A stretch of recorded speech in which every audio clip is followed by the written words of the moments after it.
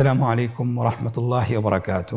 আসুন্না ফাউন্ডেশনের অনন্য আয়োজন সহজ সূত্রে কোরআন শিখির 10ম পর্বে আপনাদেরকে স্বাগতম। প্রিয় শিক্ষার্থী বন্ধুরা, আমরা যদি চাই আমাদের ঈমান বাড়াতে, অবশ্যই আমাদেরকে কোরআন পড়া শিখতে হবে, কোরআন তেলাওয়াত করতে হবে। আমরা যারা নিজেদেরকে মুসলিম দাবি করি, অবশ্যই আমাদেরকে ঈমান আনার পরে কোরআন শিখতে হবে। যতদিন আমরা কোরআনের সাথে সম্পর্ক রাখব, ততদিন আমাদের ঈমান বাড়তেই থাকবে ইনশাআল্লাহ। প্রিয় শিক্ষার্থী বন্ধুরা, আজকের দর্শের হরফ ত, উপরে জবর দেওয়া আছে, নিচে জের দেওয়া আছে, উপরে পেশ দেওয়া আছে। আমার সাথে বানান করুন। ত জবর ত, ত জের তুই, ত তুই, ত পেশ তু, ত তুই তু। আবার বলুন ত তুই তু। এই হরফটি মোটা অক্ষর, এই জন্যে তা বলা যাবে না, তা এর সাথে মিক্স করা যাবে না, এই জন্য বলতে হবে ত, ত তুই তু। পরের হরফটি বানান করে বলুন।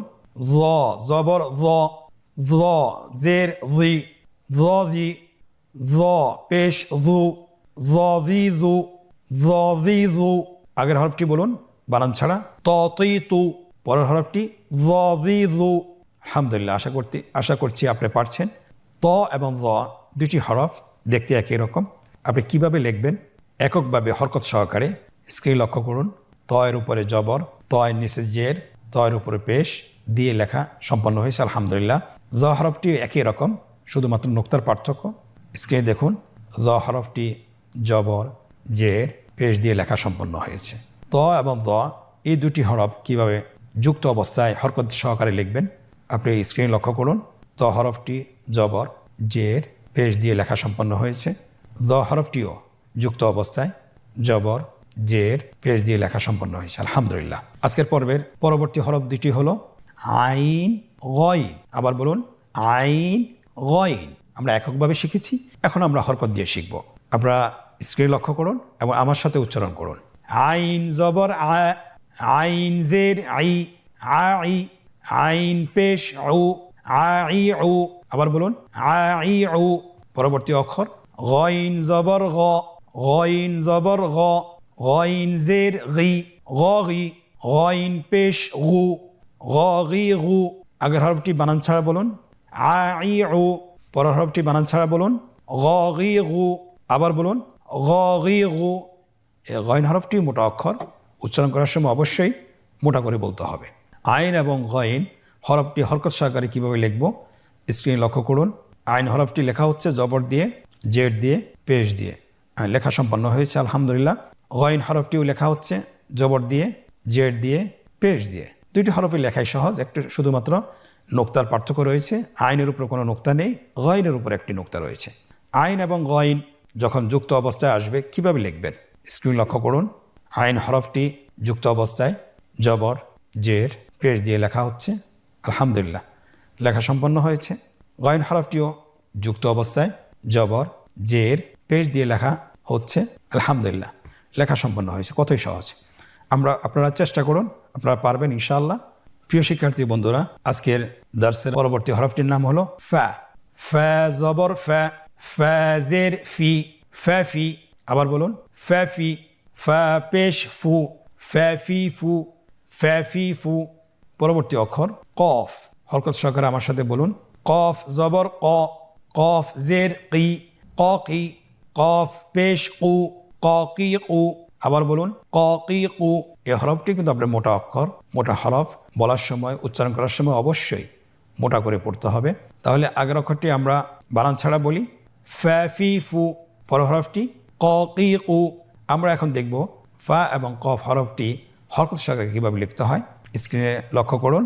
ফা হরফটি জবর সহকারে লেখা হচ্ছে, ফায়ের নিচে জের বসানো হচ্ছে এবং পেশ বসানো হচ্ছে।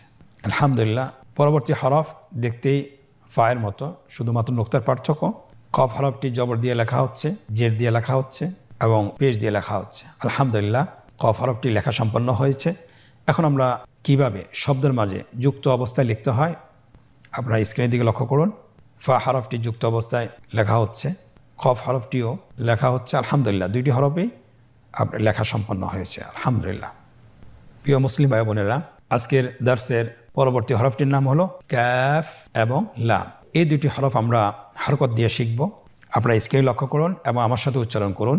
ক্যাফ জবর ক্যা, ক্যাফ জের কি, ক্যা কি। কাফ পেশ কু, ক্যাকি কু। আবার বলুন ক্যাকি কু। পরবর্তী হরফ লাম, উচ্চারণ সহকারে হরকত দিয়ে বলুন লাম জবর লা, লাম জের লি, লালি। লাম পেশ লু, লালি লু। আবার বলুন লালি লু।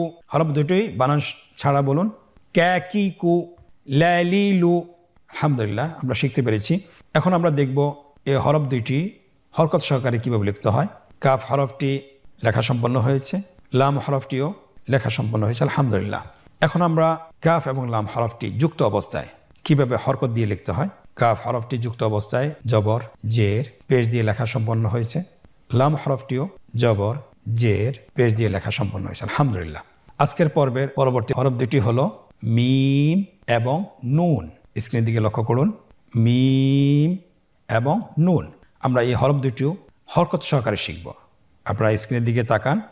মিম জবর মা, মিম জের মি, মামি। মিম পেশ মু, মামি মু, মামি মু। পরবর্তী হরফ নুন, হরকত সহকারে উচ্চারণ করুন এবং আমার সাথে বলুন নুন জবর না, নুন জের নি, নানি। আবার বলুন নানি। নুন পেশ নু, নানি নু। আবার বলুন নানি নু। এখন আমরা বানান ছাড়া বলবো, আপনারা আমার সাথে বলুন মামি মু, নানি নু। আলহামদুলিল্লাহ, মিম এবং নুন হরকত সহকারে আমরা শিখে ফেলেছি আলহামদুলিল্লাহ। এখন আমরা মিম এবং নুন হরকত সহকারে কিভাবে লিখতে হয় স্ক্রিনে লক্ষ্য করুন। মিম হরফটি লেখা হয়েছে, নুন হরফটিও লেখা সম্পন্ন হয়েছে আলহামদুলিল্লাহ। এই হরফ দুইটি যুক্ত অবস্থায় কিভাবে হরকত বসিয়ে লিখবেন সেটাও আপনারা স্ক্রিনে লক্ষ্য করুন। যুক্ত অবস্থায় লেখা সম্পন্ন হয়েছে, এমনিভাবে নুন হরফটিও যুক্ত অবস্থায় লেখা সম্পন্ন হয়েছে আলহামদুলিল্লাহ। প্রিয় শিক্ষার্থী বন্ধুরা, আজকের পর্বের পরবর্তী হরফ দুটি হলো ওয়াও এবং হা।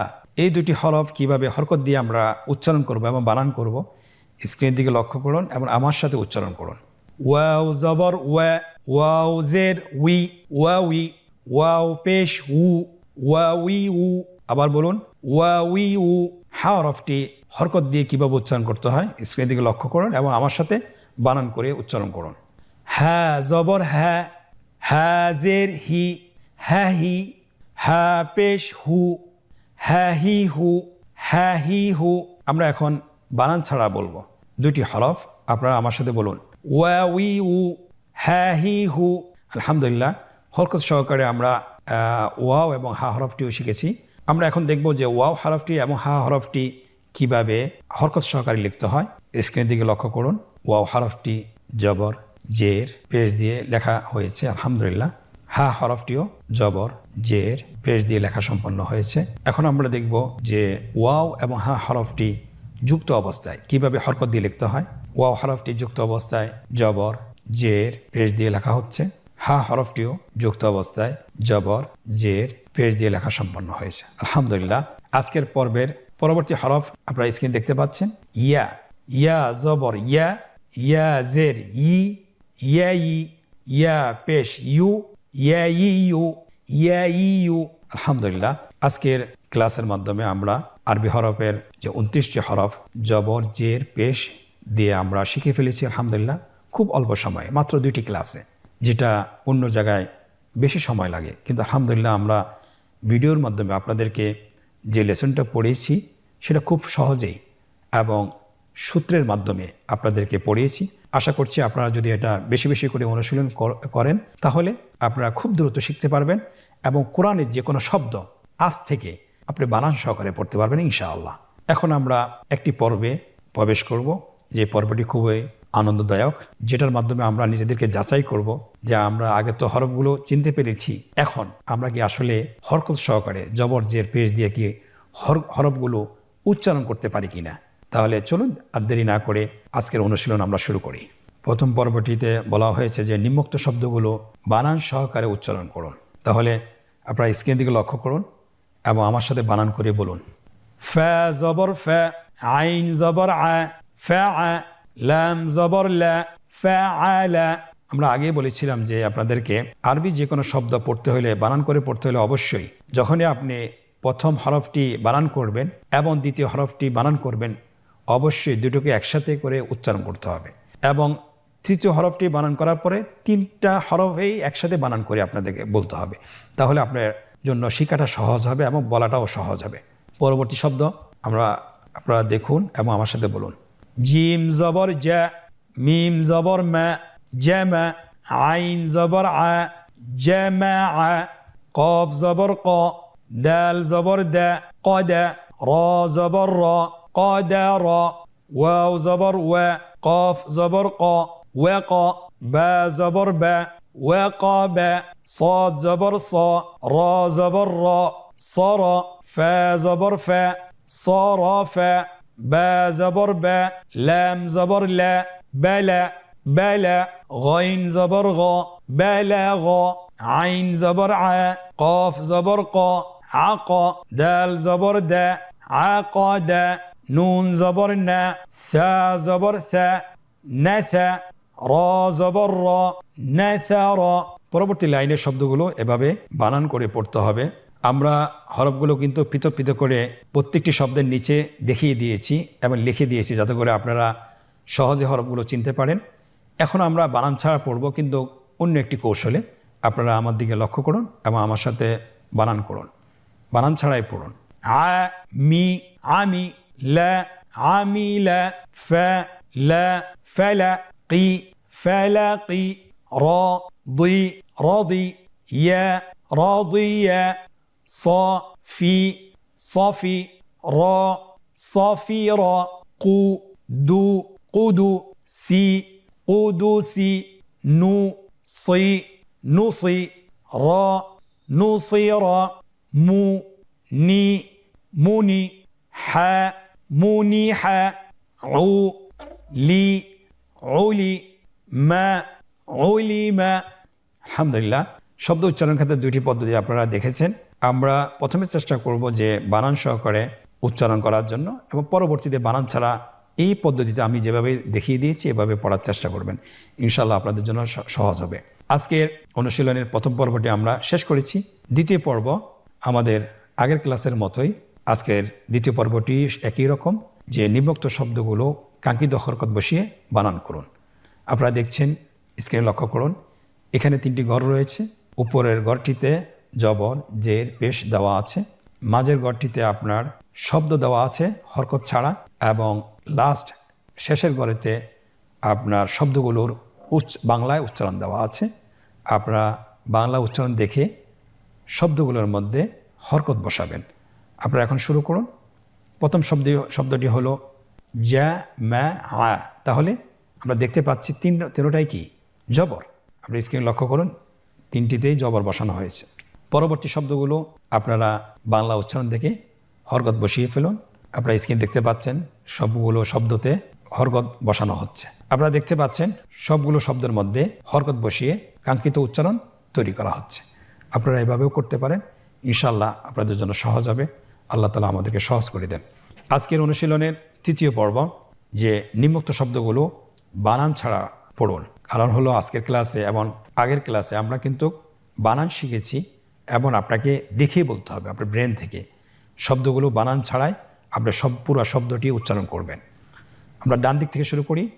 শাকারা, রাজাআ, তালাআ, কাবিলা, মারিদা, কুতিলা। আলহামদুলিল্লাহ, আমরা আজকের পর্বটি শেষ করতে পেরেছি।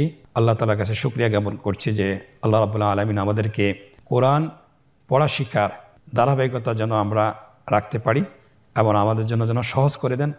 আল্লাহর কাছে সেই কামনা করছি। আপনারা আগের মতোই আপনাদেরকে আমি বলছি যে আমরা বাসায় 10 থেকে 15 মিনিট, বেশি না, আমরা চেষ্টা করি এককভাবে হোক অথবা গ্রুপ তৈরি করে হোক, তাহলে আমরা কোরআন পড়াটা খুব দ্রুত শিখতে পারবো। কারণ হলো আমরা যদি কোরআন পড়া সহিশুদ্ধ করতে না পারি, তাহলে কিন্তু আমাদের সালাতের সমস্যা থেকে যাচ্ছে। আর সালাতে যদি সমস্যা থেকে যায়, সালাত কবুল না হওয়ার সম্ভাবনা বেশি। আল্লাহ সুবহানাহু ওয়া তাআলা আমাদেরকে কোরআন পড়া শিখার তৌফিক দান করুন। আল্লাহুম্মা আমিন। হাদা ওয়া সাল্লাল্লাহু আলা মুহাম্মদ ওয়া আলা আলিহি ওয়া সাহবিহি আজমাইন। আজকের পর্ব থেকে এখানেই বিদায় নিচ্ছি। জাযাকুমুল্লাহু খায়র। ওয়াসসালামু আলাইকুম ওয়া রাহমাতুল্লাহি ওয়া বারাকাতুহু।